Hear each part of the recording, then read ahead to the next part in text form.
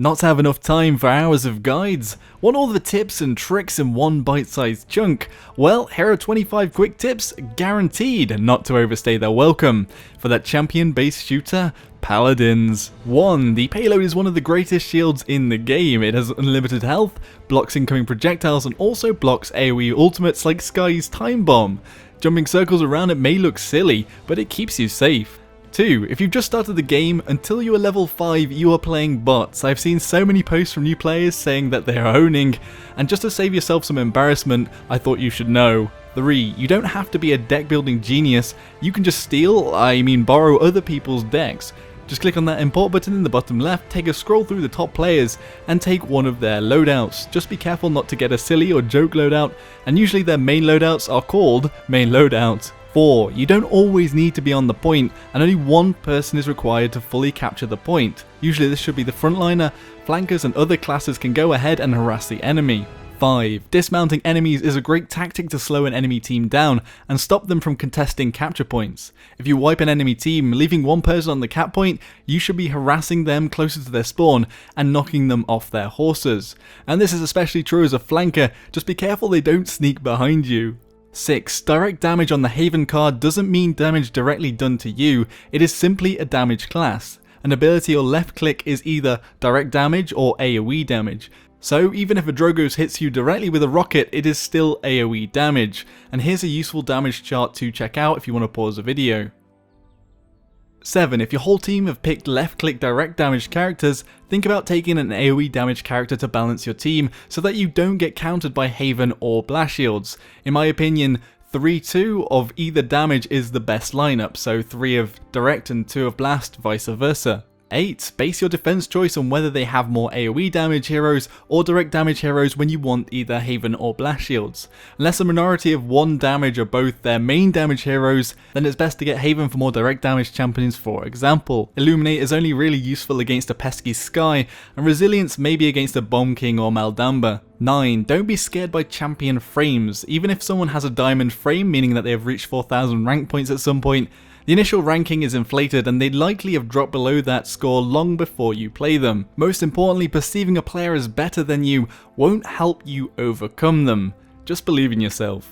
10. Not every champion has headshot multipliers, only Victor, Androxus, Kinessa, Buck, Sky, Ruckus and Barak. So with other champions, it's better to shoot at the center of mass, the body which is the largest target. 11. Voice callouts are pretty damn extensive in this game and it's definitely worth learning a few of the key press combinations that start with V, like VVGL, which is good luck before the game starts. It isn't as good as in-game voice, which they're still working on, but can be great for quick coordination or warning of danger. 12. Sometimes it can be best to disengage a fight, as out of combat you'll passively regenerate health, and hiding and regenerating will often be quicker than waiting for the spawn timer and making your own way back, and then you also risk getting demounted. 13. Ultimates are often worth saving for the point holds in siege mode or a final push or defense on 3 points. With a whole team of ultimates you'll be able to wipe the enemy team and secure the all-important attack phase with the payload. 14. If you're angry or frustrated with your team because you think they are not with you, consider what they are doing. You might not often see a flanker, but they could be at the enemy spawn harassing 2 enemy champions and stopping them from coming to join the fight. You won't be able to tell how everyone was doing until after the match. 15. Paladins isn't quite as set in the roles as say Overwatch, but missing one of your 4 roles in the lineup is often a bad idea, and especially if you're playing to win or a competitive mode, so take that into consideration if you're the last one picking. 16. In competitive mode there is a swap phase. Think about picking one of the better tanks or healers that your teammates want and just open the lobby chat in the bottom left corner, and if everyone's arguing, by all means take the champion you're most comfortable with. 17. On siege mode during the payload phase and the payload game type, it's often best to set up as the team in choke points and funnel your enemies rather than simply throw yourself at the payload cart willy-nilly. 18. Every champion has some form of escape. Using these at the right time and to escape from certain doom is a difference between life and death. 19. Make sure to make a mental note of your surroundings so when you need to use your escape ability you can roll, dodge or fly around some cover to safety. 20. You can earn 10% extra gold and XP with a friend, so having someone to play with can help you grind out the champions and cards you don't already have. And if you don't have any friends, why not add players you enjoy playing with in public matches? 21. Before going into competitive mode, you should unlock all the champions to use. This means all on level 4. Why? Because from my own experience, there are times where you can't pick the only solo tank or healer, and I learned the hard way by not being able to pick Fernando last pick, whilst Barik and Makoa were already taken. 22. Paladins champions can be a bit more fluid with their roles, so a support or frontliner can still output as much damage or more than a damage hero, and Pip is sometimes played as a flanker, so it's worth bearing in mind when you see the picks being taken. 23. Once you hit an ability or an attack whilst riding, you will dismount, so be careful not to hit something accidentally in the spawn or early, as it could lose you the point by not being able to get there. You can also accidentally set off your ultimate in spawn, so no messing around hitting the E button.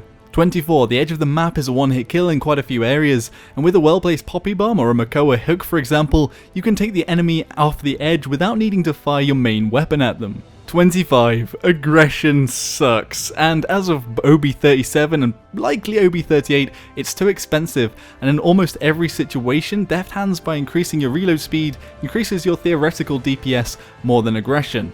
Also, aggression dishes out half the damage compared to the amount Haven or Blast Shield mitigates, so I'd save the embarrassment of being caught using it. Some of the things in the list may change slightly over the coming patches, but I believe the majority will still be relevant for months to come.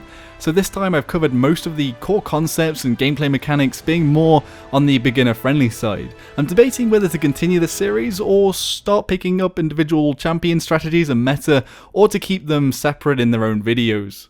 What does everyone else think of the tips? Were they helpful at all? Be sure to let me know in the comments section below. If you thought the video was as speedy as Master Riding 3, hit that like button. If you thought it was slow as a Fernando hit with an explosive flask from Pip, then give it a dislike. And if you like what you saw and want to see more, be sure to hit that subscribe button.